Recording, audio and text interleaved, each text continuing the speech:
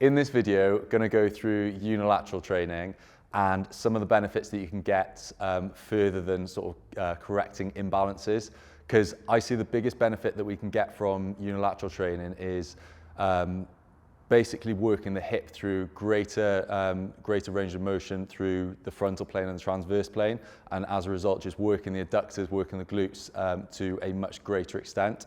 So Ewan's just going to go through a split squat here, and we're just going to look at a couple of little tweaks and cues that we can use to make sure we're getting a little bit more from our split squats, and this carries over to all other single leg work as well. So all we're going to do to start with is center your, basically try and get your center line in line with your big toe, okay? So you're going to go midline, so belly button, sternum, nose, in line with your big toe, and you're just going to get a little bit of a kind of lateral shift into the hip as you do that. And as you do that, you should feel the glute and the adductor kick in a little bit more.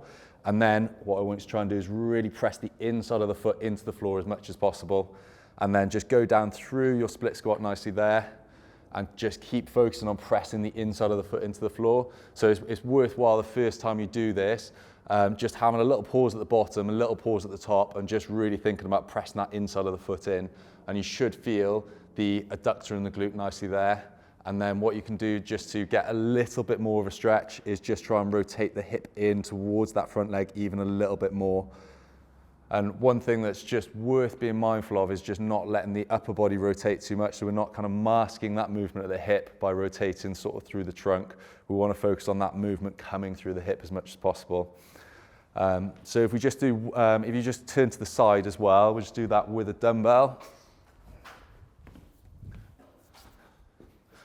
Yeah, and the easiest way to load this is opposite hand. So if your left leg's forwards, weight into the right hand, bring that in towards that center line that little bit. That's it, and then just go through those reps there.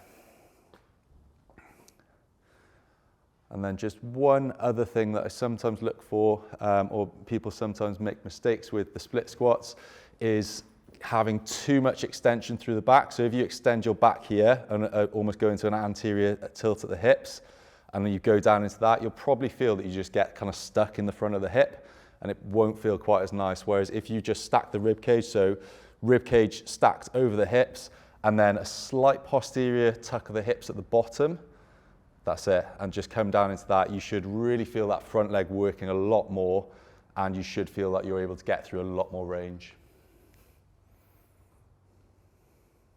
Nice. Done? Yeah. Nice.